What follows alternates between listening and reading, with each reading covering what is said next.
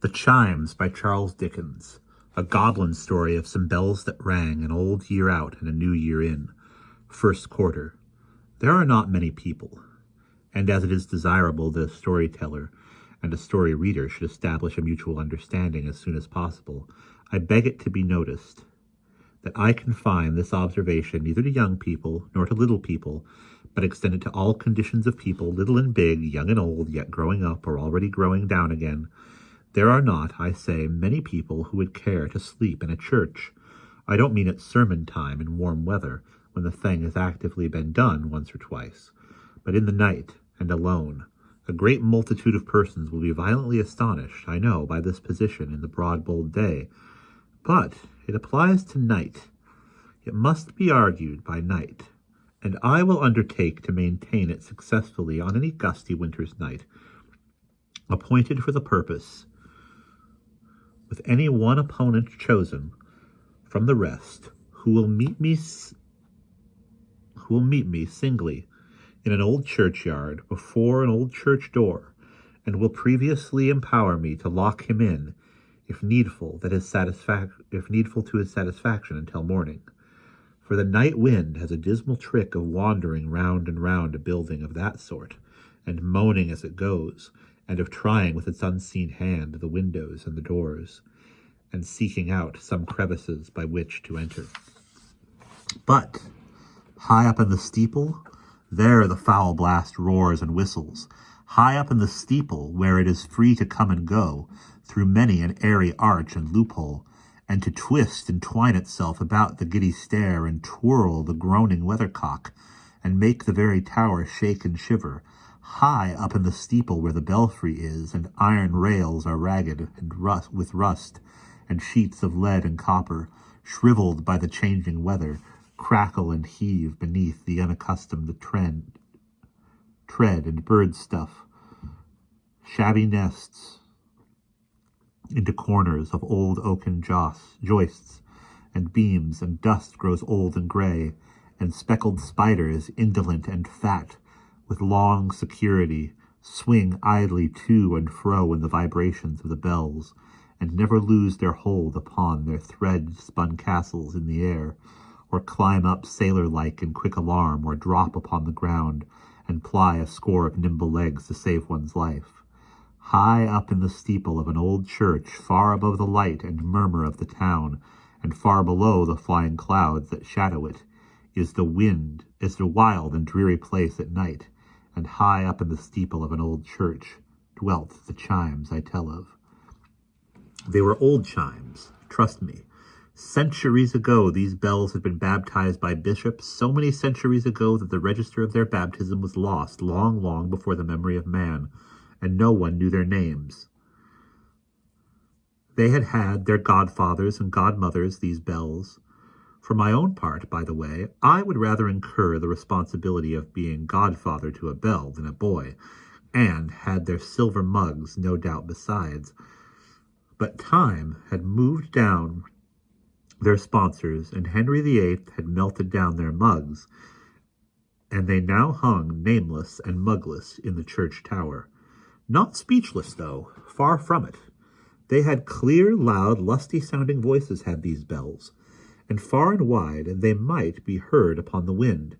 Much too sturdy chimes were they to be dependent on the pleasure of the wind. Moreover, for fighting gallantly against it when it took an adverse whim, they would pour their cheerful notes into a listening ear right royally, and bent on being heard on stormy nights by some poor mother watching a sick child, or some lone wife whose husband was at sea.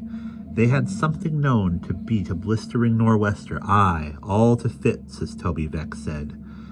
For though they chose to call him Trotty Veck, his name was Toby, and nobody could make it anything else.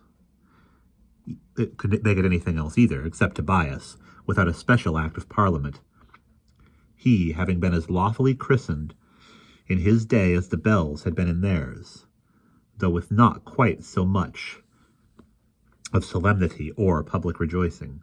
For my part, I confess myself of Toby Veck's belief, for I am sure he had opportunities enough of forming a correct one, And whatever Toby Veck said, I say, and I take my stand by Toby Veck, although he did not stand all day long, and weary work it although he did stand all day long, and weary work it was, just outside the church door. In fact, he was a ticket porter, Toby Veck, and waited there for jobs. And a breezy, goose-skinned, blue-nosed, red-eyed, stony-toed, tooth-chattering place it was to wait in the winter-time, as Toby Veck well knew. The wind came tearing round the corner, especially the east wind, as if it had sallied forth express from the confines of the earth, to have a blow at Toby, and oftentimes it seemed to come upon him sooner than it had expected. For, bouncing round the corner and passing Toby, it would suddenly wheel round again, as if it cried, "Why, here he is," incontentedly his little white apron would be caught up over his head like a naughty boy's garments, and his feeble little cane would be seen to wrestle or struggle unavailingly in his hand, and his legs would undergo tremendous agitation, and Toby himself, all aghast, and facing now in this direction, now in that, would be so banged and buffeted, and tousled and worried, and hustled and lifted off his feet, as to render it a state of things but 1 degree removed from a positive miracle that he wasn't carried up bodily into the air, as a colony of frogs or snails or other very portable creatures sometimes are, and rained down again, to the great astonishment of the natives, on some strange corner of the world where ticket porters are unknown. But windy weather, in spite of its using him so roughly, was, after all, a sort of holiday for Toby.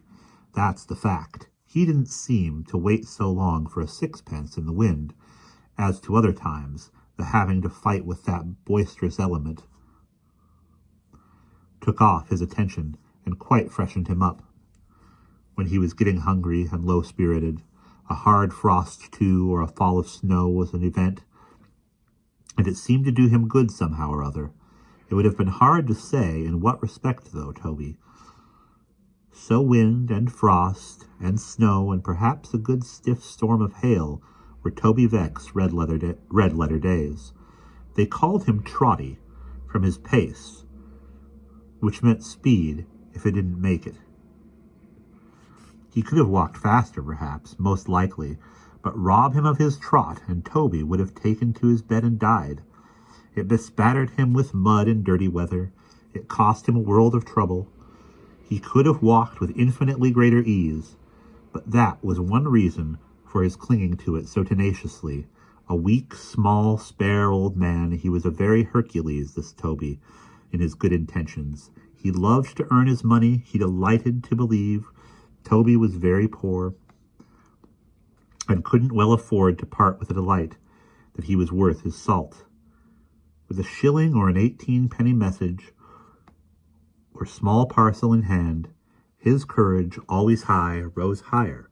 As he trotted out, he would call out to fast postmen ahead of him to get out of the way, devoutly believing that in the natural course of things he must inherently overtake and run them down.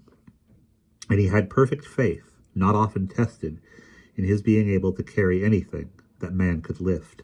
Thus, even when he came out of his nook to warm himself on a wet day, Toby trotted, making with his leaky shoes a crooked line of slushy footprints in the mire, and blowing on his chilly hands and rubbing them against each other, poorly defended from the searching cold by threadbare mufflers of grey worsted, with a private apartment only for the thumb and a common room or tap for the rest of the fingers. Toby, with his knees bent and his cane beneath his arm, still trotted, falling out into the road to look up at the belfry. When the chimes resounded, Toby trotted still. He made this last excursion several times a day, for they were company to him, and when he heard their voices, he had an interest in glancing at their lodging place, and thinking how they were moved and what hammers beat upon them. Perhaps he was the more curious about these bells because they were points of resemblance between themselves and him. Toby was not was not a casuist that he knew of. At least, I don't mean to say that when he began to take to the bells, and to knit up his first rough acquaintance with them into something of a closer and more delicate woof, he passed through those considerations one by one, or held any formal review or great field day in his thoughts. But what I mean to say is that as the functions of Toby's body, his digestive organs, for example, did of their own cunning, and by a great many operations of which he was altogether ignorant, and the knowledge of which would have astonished him very much, arrive at a certain end, so his mental facilities, without his privity or concurrence, set all these wheels and springs in motion with 1,000 others. Then they worked to bring about his liking for the bells. And though I had said his love, I would not have recalled the word, though it would scarcely have expressed his complicated feeling, for, being but a simple man, he invested them with a strange and solemn character. They were so mysterious, often heard and never seen, so high up, so far off, so full of such a deep, strong melody, that he regarded them with a species of awe, and sometimes, when he looked up at the dark arched windows in the tower, he half expected to be beckoned by something which was not a bell, and yet was what he heard so often sounding in the chimes. For all this, Toby scouted with indignation a certain flying rumor that the chimes were haunted, as implying the possibility of their being connected with any evil thing. In short, they were very often in his ears, and very often in his thoughts, but always in his good opinion. And he very often got such a crick in his neck by staring with his mouth wide open at the steeple where they hung, that he was fain to take an extra trot or two afterward to cure it. The very thing he was in the act of doing one cold day was the last drowsy sound of 12 o'clock, just struck. When the last drowsy sound of 12 o'clock, just struck, was humming like the melodious monster of a bee, and not by any means a busy bee, all through the steeple. "Dinner time, eh?" said Toby, trotting up and down before the church. "Ah, there's nothing," said Toby, "more regular in its coming round than dinner time, and nothing less regular than in its coming round than dinner. That's the great difference between them. It's took me a long time to find it out. I wonder whether it would be worth any gentleman's while now to buy that observation for the papers or the Parliament." Toby was only joking, for he gravely shook his head in self-deprecation. "Why, Lord," said Toby, "the papers is full of observations as it is, and so's the Parliament. Here's last week's paper now," taking a very dirty one from his pocket and holding it from him at arm's length. "Full of observations. Full of observations. I like to know the news as well as any man," said Toby, slowly folding it in a little smaller and putting it in his pocket again. "But it almost goes against the grain with me to read a paper now. It frightens me almost. I don't know what we poor people are coming to. Lord, we may be coming to something better in the new year nigh upon us."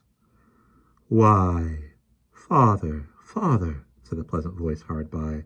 But Toby, not hearing it, continued to trot backwards and forwards, musing as he went and talking to himself. "Why, father, said the pleasant voice again. Toby heard it this time, started, stopped, and shortened his sight, which had been directed a long way off, as seeking for enlightenment in the very heart of the approaching year, found himself face to face with his own child, looking close into her eyes. Trotty kissed the lips belonging to the eyes, and squeezed the blooming face between his hands. "Why, pet," said Trotty, "what's to do? I didn't expect you today, Meg."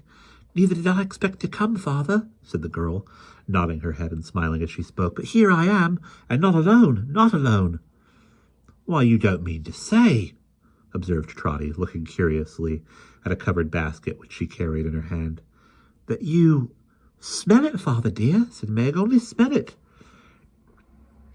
Trotty was going to lift the cover at once, in a great hurry, but she gaily interposed her hand. No, no, no, said Meg, with the glee of a child. Lengthen it out a little. Let me just lift up the corner. Just the little tiny corner, you know, said Meg, suiting the action of the word with the utmost gentleness and speaking very softly, as if she were afraid of being overheard by something inside the basket. There now. What's that? Toby took the shortest possible sniff at the edge of the basket and cried out in rapture. Why, it's hot!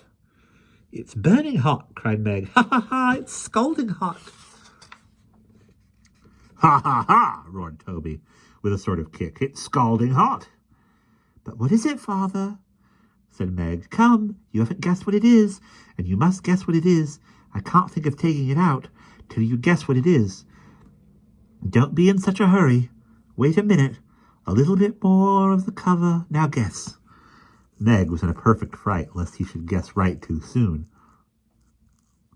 shrinking away as she held the basket toward him, curling up her pretty shoulders, stopping her ear with her hand, as if by so doing she could keep the right word out of Toby's lips, and laughing softly the whole time. Meanwhile, Toby, putting a hand on each knee, bent down his nose to the basket and took a long inspiration at the lid, the grin upon his withered face expanding in the process, as if he were inhaling laughing gas. Ah, it's very nice, said Toby. It ain't, I suppose... It ain't Polonaise? No, no, no, cried Meg delightedly. Nothing like Polonaise. No, said Toby after another sniff. It's mellower than Polonaise. It's very nice. It improves after every moment. It's too decided for trotters, ain't it? Meg was in ecstasy. He could not have gone wider off the mark than trotters except Polonaise. Liver, said Toby, communing with himself. No, there's a mildness about it that don't answer to liver. Potatoes? No, it ain't faint enough for potatoes. It wants the stringiness of cock's heads, and I know it ain't sausages. I'll tell you what it is. It's chitterlings. No, it ain't, cried Meg with a burst of delight. No, it ain't. Well, what am I thinking of? Said Toby, suddenly recovering a position as near to perpendicular as was possible for him to assume. I shall forget my own name next. It's tripe. Tripe it was, and Meg, in high joy, protested he should say, in half a minute more, it was the best tripe ever stewed. And so, said Meg, busying herself exultantly with her basket, I'll lay the cloth at once, father, for I have brought the tripe in a basin, and tied the basin up in a pocket handkerchief, and if I like to be proud for once, and spread that for a cloth, and call it a cloth, there's no law to prevent me, is there, father? Not that I know of, my dear, said Toby, but they're always bringing up some new law or other, and according to what I was reading you in the paper the other day, father, what the judge said, you know, we poor people are supposed to know them all. Ha, ha! What a mistake, my goodness me, how clever they think us. Yes, my dear, cried Trotty, and they'd be very fond if any one of us that did know 'em all. He'd grow fat upon the work he'd get, that man, and be popular with the gentlefolks in his neighbourhood, very much so. He'd eat his dinner with appetite, whoever he was, if it smelt like this, said Meg cheerfully. Make haste, for there's a hot potato besides, and half a pint of fresh-drawn beer in a bottle. Where will you dine, father? On the post or on the steps? Dear, dear, how grand we are. 2 places to choose from. The steps today, my pet, said Trotty. Steps in dry weather, post in wet. There's a greater convenience in the steps at all times, because of the sitting down, but they're rheumatic in the damp. Then here, said Meg, clapping her hands after a moment's bustle. Here it is already, and beautiful it looks. Come, father, come. Since his discovery of the contents of the basket, Trotty had been standing looking at her, and had been speaking too, in an abstracted manner which showed that though she was the object of his thoughts and eyes to the exclusion even of tripe, he neither saw nor thought about her as she was at that moment, but had before him some imaginary rough sketch or drama of her future life. Roused now by her cheerful summons, he shook off a melancholy shake of the head, which was just coming upon him, and trotted to her side. As he was stooping to sit down, the chimes rang. "Amen!" said Trotty, pulling off his hat and looking up toward them. "Amen to the bells, father!" cried Meg. "They broke in like a grace, my dear," said Trotty, taking his seat.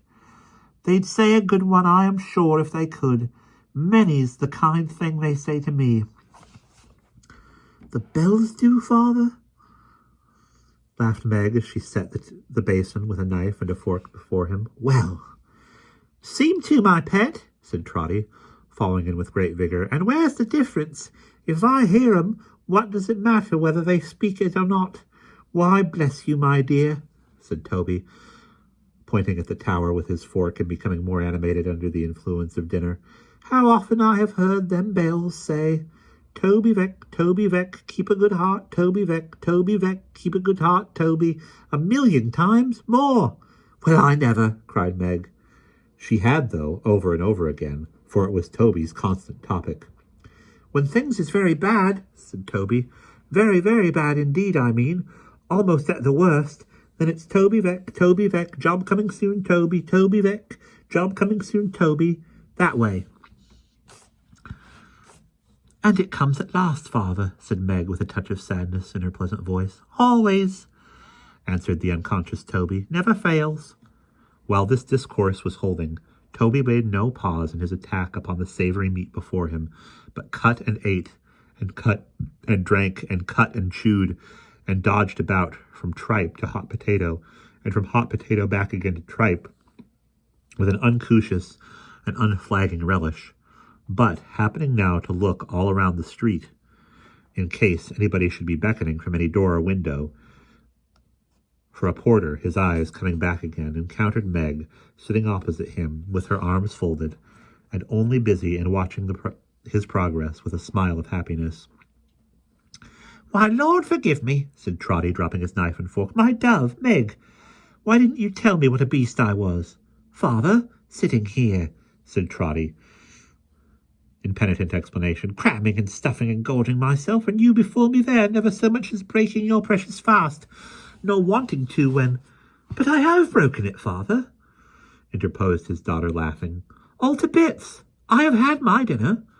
"Nonsense," said Trotty. "2 dinners in 1 day, it ain't possible. You might as well tell me that 2 New Year's days will come together, or that I have had a gold head all my life and never changed it." "I have had my dinner, father, for all that," said Meg, coming nearer to him. "And if you'll go on with yours, I'll tell you how and where, and how your dinner came to be brought, and something else besides." Toby still appeared incredulous, but she looked into his face with her clear eyes, and, laying her head upon his shoulder, she motioned him to go on while the meat was hot. So Trotty took up his knife and fork again and went to work, but much more slowly than before, and shaking his head, as if he were not at all pleased with himself. "I had my dinner, father," said Meg after a little hesitation, with Richard. His dinner time was early, and he brought his dinner with him when he came to see me. We had it together, father." Trotty took a little beer and smacked his lips. Then he said, "Oh!" because she waited. "And Richard says, father," Meg resumed, then stopped.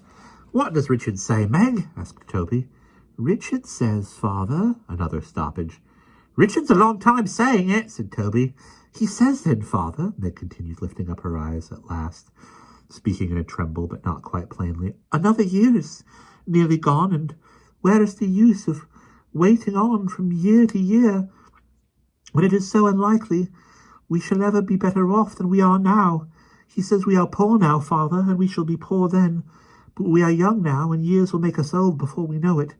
He says that if we wait, people in our condition, until we see our way clearly, the way will be a narrow one indeed, the common way, the grave, father." Trotty sat quite still. Meg dried her eyes and said, more gaily than it is to say, with here a laugh and there a sob, and hear a laugh and sob together. So, Richard says, Father, as his work was yesterday made certain for some time to come, and as I love him and have loved him full 3 years, longer than that, if he knew it, I will marry him on New Year's Day, the best and happiest day, he says, in the whole year, and one that is almost sure to bring good fortune with it. It's a short notice, Father, isn't it? But I haven't my foretime to be settled, or my wedding dress to be made. Like the great ladies, Father, have I? And he said so much, and he said it in his way so strong and earnest, and all the time so kind and gentle, that I said I'd come and talk to you, Father, and as they paid the money for that work of mine this morning, unexpectedly, I am sure, and as you have fared very poorly for a whole week, and as I couldn't help wishing there should be something to make this day a sort of holiday to you as well as...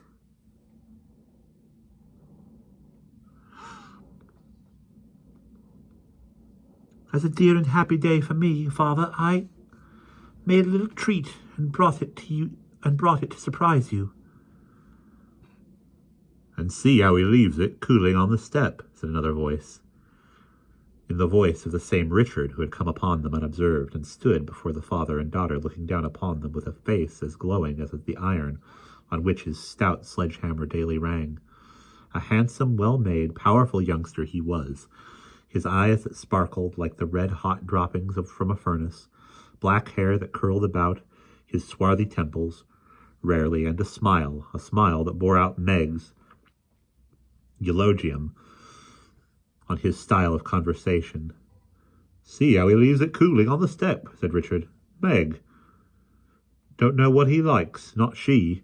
Trotty, all action and enthusiasm, immediately reached up his hand to Richard, and was going to address him in a great hurry, when the house door opened, without any warning, and a footman very nearly put his foot in the tripe. Out of the ways here, will you? You must always go and be setting on our steps, must you? You can't go and give a turn to none of the neighbours, never, can't you? Will you clear the road, or won't you? Strictly speaking, the last question was irrelevant, as they had already done it. What's the matter?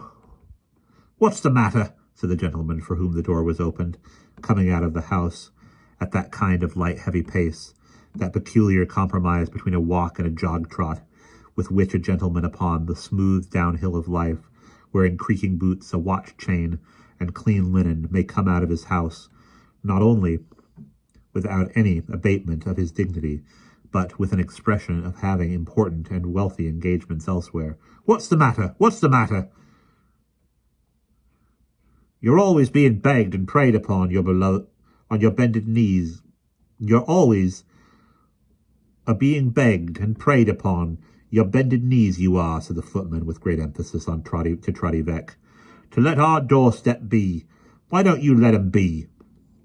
Can't you let him be? There, that'll do, said the gentleman. Hello there, porter, beckoning with his head to Trotty Veck. Come here. What's that, your dinner? Yes, sir, said Trotty, leaving it behind him in a corner. Don't leave it there, exclaimed the gentleman. Bring it here, bring it here. So, this is your dinner, is it? Yes, sir, repeated Trotty, looking with a fixed eye and a watery mouth at the piece of tripe he had reserved for a last delicious tidbit, which the gentleman was now turning over and over on the end of the fork. 2 other gentlemen had come out with him. One was a low-spirited gentleman of middle age, of a meagre habit, and a disconsolate face, who kept his hands continually in the pockets of his scanty pepper and salt trousers, very large and dog-eared from that custom, and was not particularly well brushed or washed. The other was a full-sized, sleek, well-conditioned gentleman in a blue coat with bright buttons and a white cravat. This gentleman had a very red face, as if an undue portion of the blood in his body were squeezed up into his head, which perhaps accounted for his having also the appearance of being rather cold about the heart. He who had Toby's meat upon the fork called the first one by the name of Filler, and they both drew near it. But who eats tripe? said Mr. Filler, looking round. Tripe is without exception the least economical and most wasteful article of consumption that the markets of this country can possibly produce.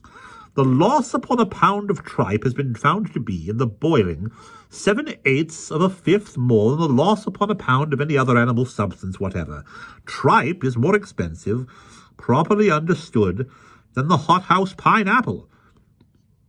Taking into account the number of animals slaughtered yearly without the bills of mortality alone, and forming a low estimate of the quality of tripe which the carcasses of those animals, reasonably well butchered, would yield, I find that the waste on that amount of tripe, if boiled, would victual a garrison of 500 men for 5 months, or 31 days each, and a February over. The waste! The waste! Trotty stood aghast, and his legs shook under him. He seemed to have starved a garrison of 500 men with his own hand. Who eats tripe? Said Mr. Filler warmly. Who eats tripe? Trotty made a miserable bow. You do you? Said Mr. Filler. Then I'll tell you something. You snatch your tripe, my friend, out of the mouths of widows and orphans. I hope not, sir, said Trotty faintly. I'd sooner die of want. Divide the amount of tripe before mentioned, Alderman, said Mr. Filler, by the estimated number of existing widows and orphans, and the result will be 1 pennyweight of tripe to each. Not a grain is left for that man. Consequently, he's a robber. Trotty was so shocked that it gave him no concern to see the alderman finish the tripe himself. It was a relief to get rid of it anyhow. And what do you say, asked the alderman, jocosely, of the red-faced gentleman in the blue coat.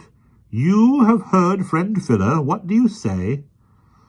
What is it possible to say? Returned the gentleman. What is to be said? Who can take any interest in a fellow like this, meaning Trotty, in such a degenerate time as these? Look at him.